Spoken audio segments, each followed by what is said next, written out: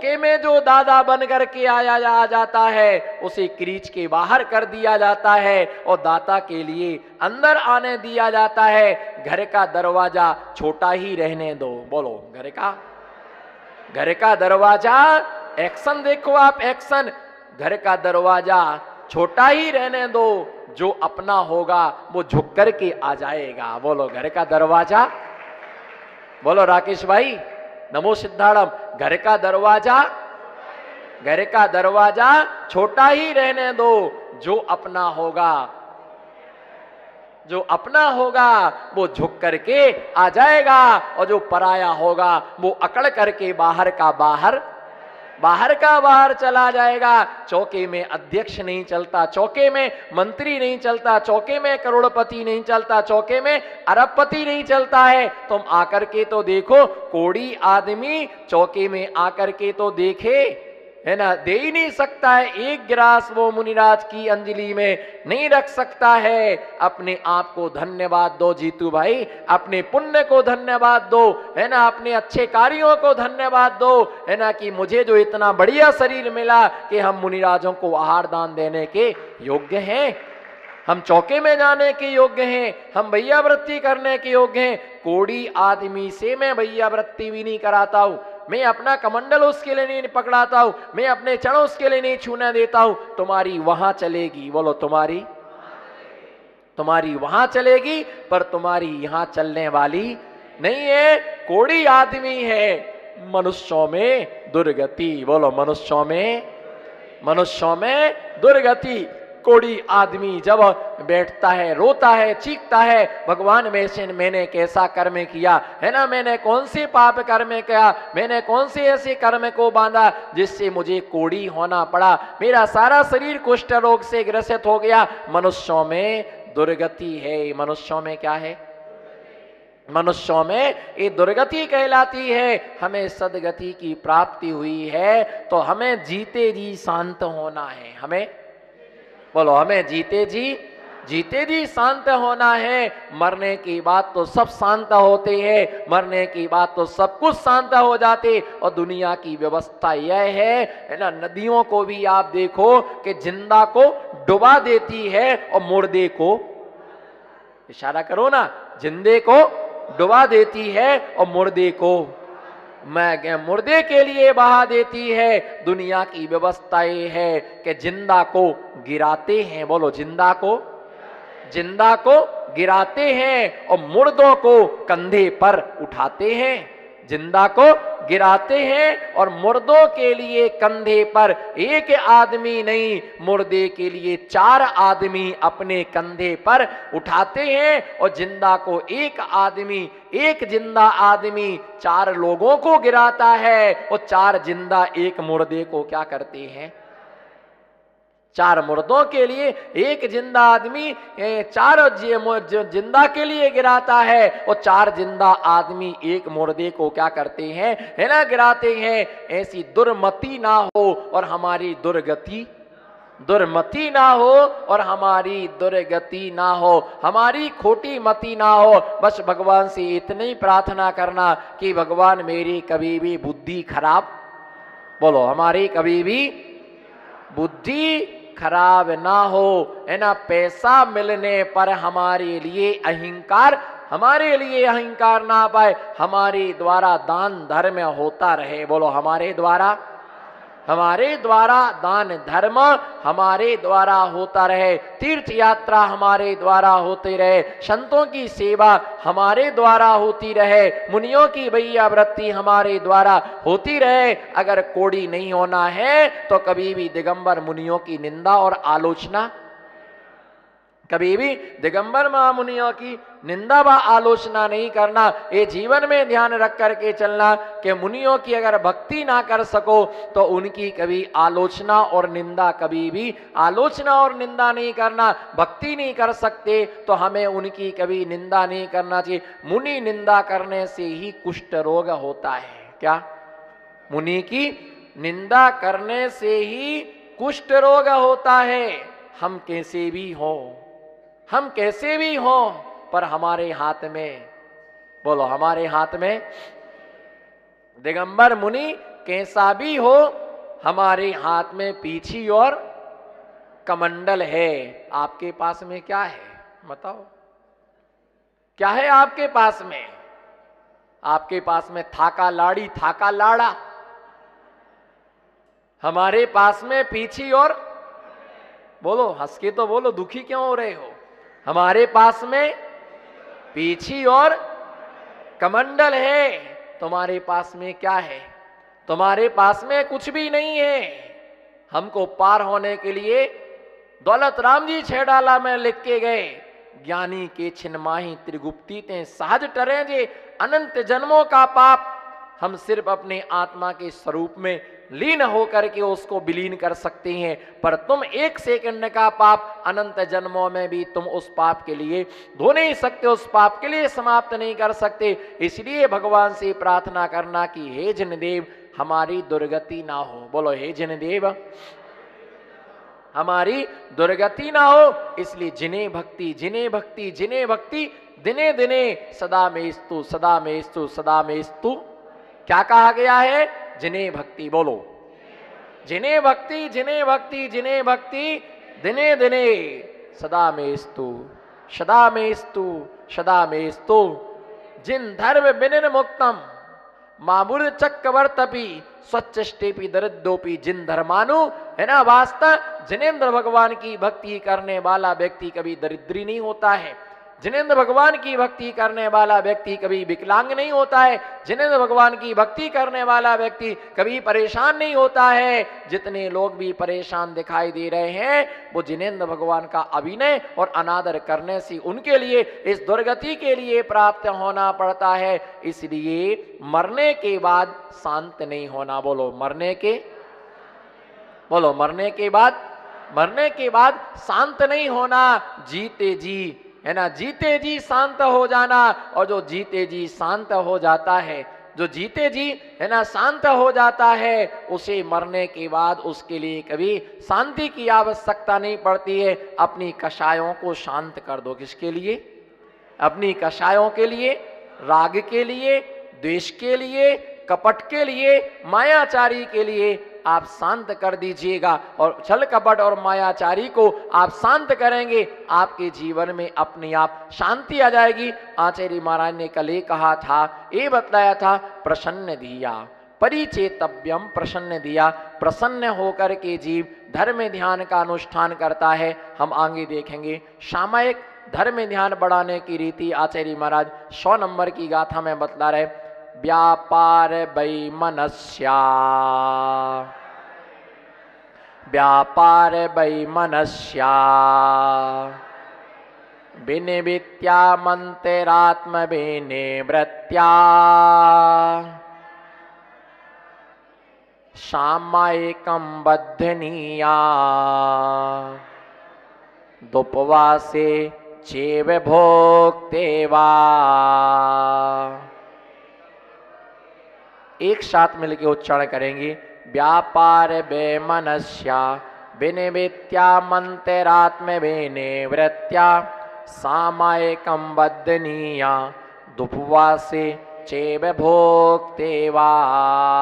आचार्य महाराज यहाँ पर सामयिक को बढ़ाने की जो रीति है, सामयिक को बढ़ाने की जो पद्धति है, धर्म ध्यान को बढ़ाने की जो पद्धति है, उसके विषय में आचार्य महाराज बता रहे कि कैसे हम व्यापार वैमनस्या। तो ये सोचता है कि मेरी एक छोटी सी दुकान हो जाए।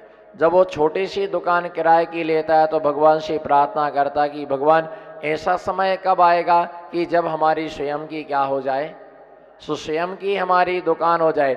जब छोटी सी स्वयं की दुकान हो जाती है तो व्यक्ति विचार करता है कि हे भगवान हमारी खुद की दुकान कब हो जाए। और जब वो खुद की दुकान हो जाती है तो सोचता है कि थोक में व्यापार हो जाए। थोक में व्यापार सोचता है कि भगवान मेरा मॉल खुल जाए। वह निरंतर अपने सोचता है कि धन हमारा कैसे बढ़े, पैसा हमारा, है ना, हमारा पैसा कैसे बढ़े, कैसे हमारे धन की क्या हो, वृद्धि हो। इसी प्रकार से जब एक सेठ साहूकार अपने धन की वृद्धि का विचार करता है तो हमें भी श्रावक को ये विचार करना कि हमारे धर्म ध्यान की वृद्धि कैसे हो, हमारा धर्म ध्यान कैसे कैसे बने, कैसे हमारा धर्म ध्यान वृद्धि के लिए प्राप्त हो। अगर कोई किराए के मकान में रहता है तो आदमी के लिए विकल्प कम होते हैं। किसके लिए?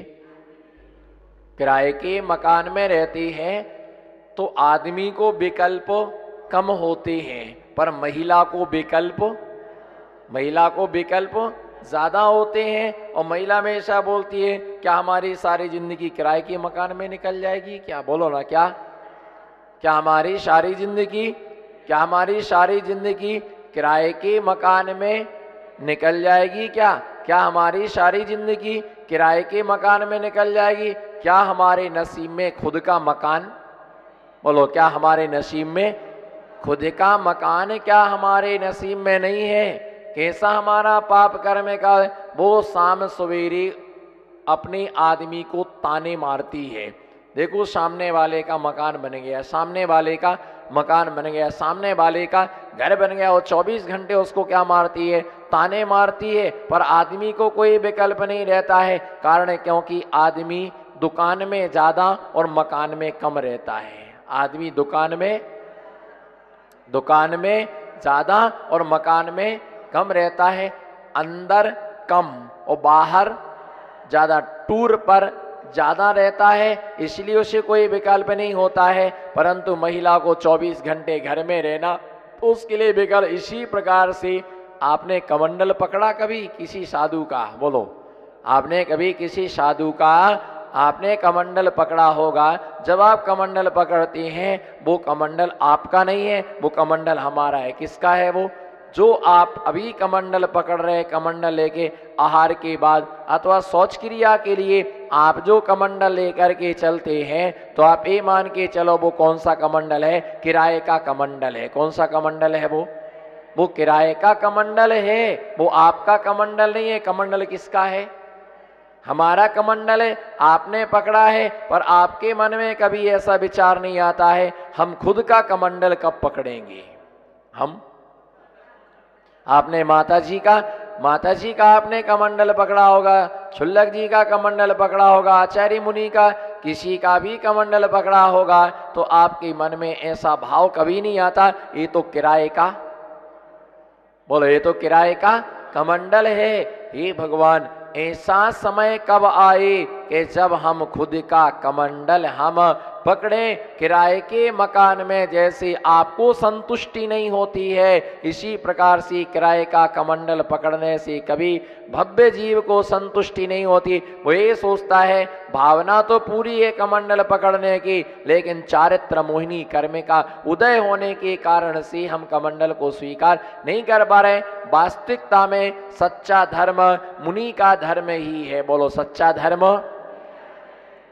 धर्म मुनि का धर्म है। प्राइवेट नौकरी वो करता है जिसके अंदर सरकारी जॉब करने की योग्यता, बोलो प्राइवेट जॉब वो करता है जिसके अंदर सरकारी जॉब करने की योग्यता नहीं होती है ना। चपरासी वो बनता है जो अनपढ़ होता है, पढ़ा लिखा नहीं होता है। भैया ध्यान रख करके चलना। हर आदमी सोचता है कि हम कलेक्टर बने, डॉक्टर बने, इंस्पेक्टर बने, पर उतनी तुम्हारे अंदर योग्यता भी होना, बोलो उतनी तुम्हारे अंदर योग्यता भी उतनी तुम्हारे अंदर होना चाहिए। योग्यता के बिना नहीं हो। इसी प्रकार से सबसे पहले आचार्यों ने, मुनियों ने यदि उपदेश दिया है तो मुनि बनने का उपदेश दिया है। किसका दिया?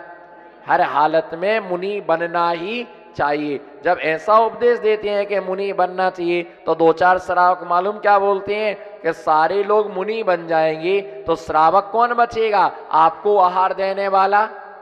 बोलो, अगर हम सब मुनि बन जाएंगे तो आपके लिए भी आहार देने वाला आपके लिए कौन बचेगा? आपकी चर्या के लिए संपन्न कौन कराएगा? आप हमारी चिंता मत करो, आप अपनी चिंता करो।